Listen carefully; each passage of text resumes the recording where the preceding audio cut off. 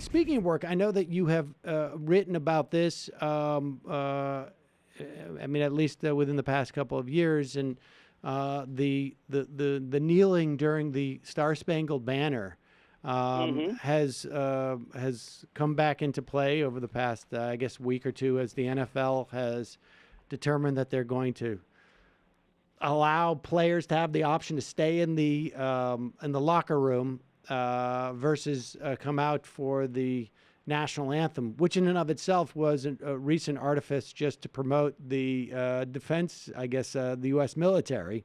But give me your perspective on what's happening there, and we're already starting to see some, I guess, analogies between Colin Kaepernick and God help us, Roseanne Barr. Oh my goodness! Yes, but I mean, give me your perspective on this. I mean, is there anything encouraging about the fact that we are now seeing this type of protest so being bold enough to implicate U.S. pastimes? Well, I find it very encouraging, although I don't find it encouraging the fact that billionaire football owners basically bent the knee to the alleged billionaire in the Oval Office. That was very discouraging. Second of all, as I'm sure you know, the protest led by Colin Kaepernick, the former San Francisco 49ers quarterback, follows in the wake of a long legacy and history of black athlete protests, going back even to Jack Johnson. Right. Who Mr. Trump just pardoned, who, as you know, was convicted about a century ago fundamentally for dating and marrying Euro-American women, and then had to go into exile, and was a very political figure. I mean, when he went into exile, as I talk about in my book Black and Brown, he was basically in solidarity with the Mexican Revolution, was trying to lobby the Mexican government to intervene on the side of black Americans who were then being lynched in Texas and throughout Dixie. And so there's that long legacy that Colin Kaepernick exemplifies. But at the same time, these athletes are going to pay a price. I mean, Kaepernick may win his lawsuit, which may make him a wealthier man, but then he may not win his lawsuit against the NFL owners for not hiring him. And then there's the regional disparity that's introduced. That is to say, the New York Jets have indicated that they're not going to be hawkish with regard to punishing their players who protest. You can expect the same for the Seattle Seahawks and perhaps even the San Francisco 49ers, irony there. But the Houston Texans, for example, has their owner, Mr. McNair, has already indicated that he's going to take a hard line against any protesting athletes. So this is going to increase and enhance and exacerbate the regional disparities in the United States of America, which is already a part of the U.S. political polarization, with those, particularly in the South and the Midwest, lambasting what they call coastal elites in places like Seattle, San Francisco, and New York. I mean, do we have historical precedent for? I mean, there's a feeling that we're in a cycle of a blowback in terms of racial animus. All right. Do we have precedents for this? I mean, we spoke to I can't, her name escapes me now, but who had written about white rage and about a pattern of maybe two steps forward, one steps back, and blowback every time we have any type of significant gain for African Americans in terms of either their cultural or legal to the benefits or rights. And that in the wake of Barack Obama, it was Carol Anderson, and in the wake of Barack Obama, that we're seeing sort of this blowback. I mean, is this are we in the midst of that type of cycle, or do we need more time as a historian to make that assessment? Well, I would say actually yes to both questions. I think we are in the midst of that kind of cycle, but we can't be sure unless more time passes. That is to say, it's unclear in 2018 if Donald Trump is a sign of what is to come in the 21st century, or if it's just a passing squall. I tend to think that as of now, it seems like the former, that he is a sign of things to come. And I would hope, and what I would like to think, that I'm wrong, but there are too many signs pointing in an opposing direction to indicate that I may be sadly correct. Well, I know, again, I'm asking you to put on a completely different hat, but can you expand on that a little bit? I mean, where do you think, where does this trajectory lead if it turns out not to be a passing squall, as you call it?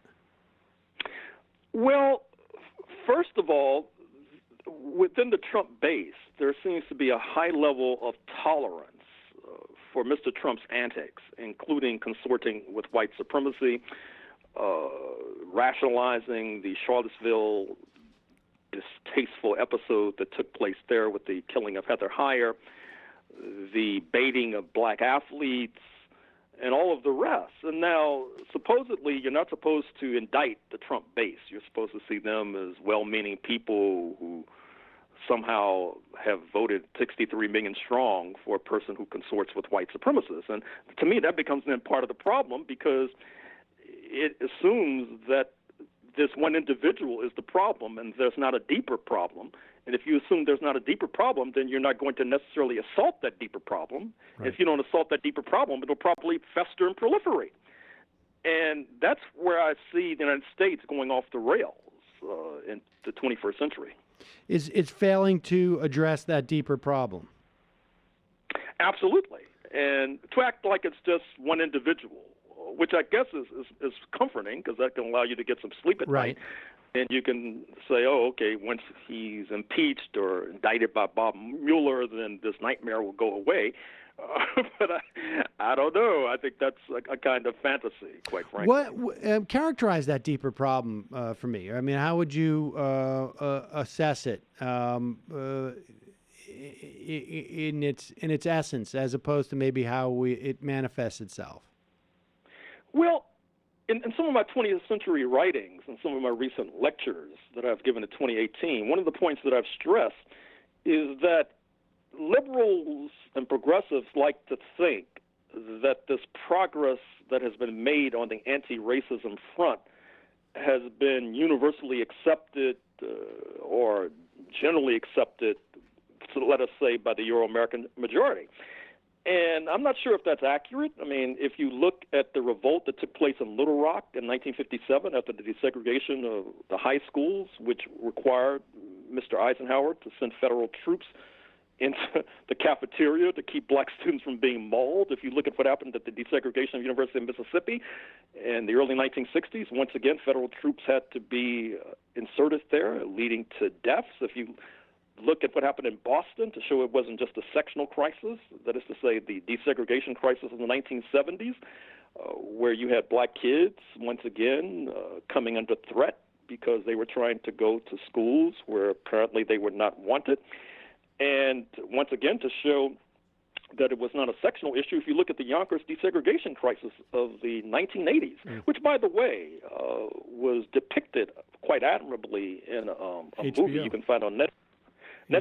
Show Me a Hero. Right. Very interesting. Did you see that? I saw part of it. It's still on my list of things to watch. I have. Yeah, it's very interesting. Yes. I mean, they did an admirable job. And so what I'm trying to suggest is that there's been this tremendous backlash against the idea of equality. And then if you look at Dixie, where in 1991, David Duke, a Nazi and Klansman, got 55% of the Euro-American vote in a race for governor, and only got turned away from office because of a massive turnout by the black vote, which voted against him 9.5 to 0.5. Or if you look at Dixie, Mississippi, Alabama, where there's this amazing cross-class coalition where white poor and white rich vote 9-1 for the same candidate, oftentimes the Republican, every time the Republican, including Donald J. Trump. So oftentimes I think our progressive and liberal friends, they would prefer to think, and I understand, because if you think that we're making progress and that those who are standing in the way of progress are just a rather obstreperous minority, well, then you can sleep better at night. But, some of us might have to pay a price for other people's illusions. And how much is that a function of our capitalism? Again, I guess this goes back to that very first question. How much is that a function of capitalism or economic insecurity, and how much of it is the sort of, I guess, almost the habit of white supremacy? Well, I think they're kind of intertwined. The example I oftentimes use in lectures is Pete Gray. I don't know if you're a baseball fan, but Pete Gray was a one-armed outfielder with the old St. Louis Browns. And this is at a time of Jim Crow when two-armed outfielders like Willie Mays and Frank Robinson and Hank Aaron, black Americans, were not allowed to play Major League Baseball. So because of Jim Crow, you could have a one-armed white outfielder get a job and a superior black athlete not get a job. And so a kind of racial resentment helps to undergird a kind of economic advantage.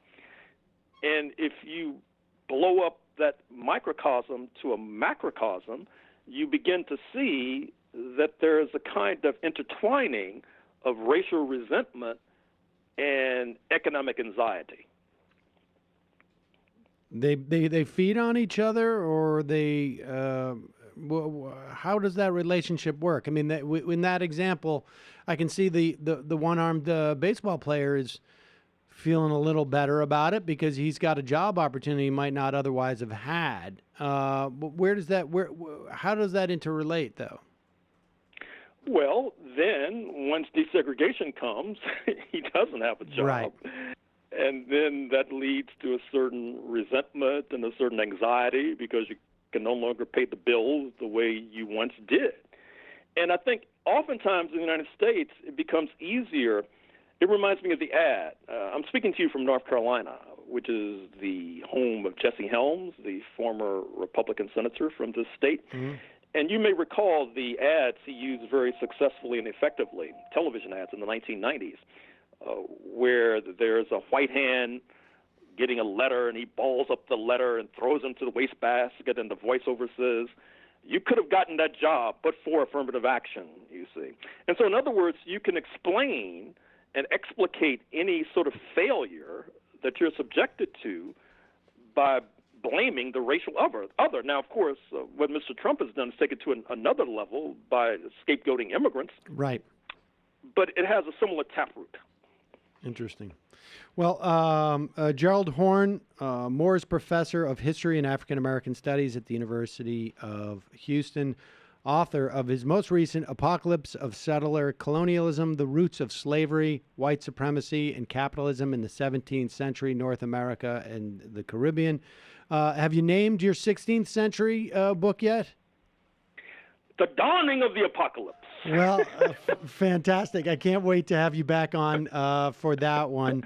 Thank you so much for your time. I really appreciate it. Thank you for inviting me.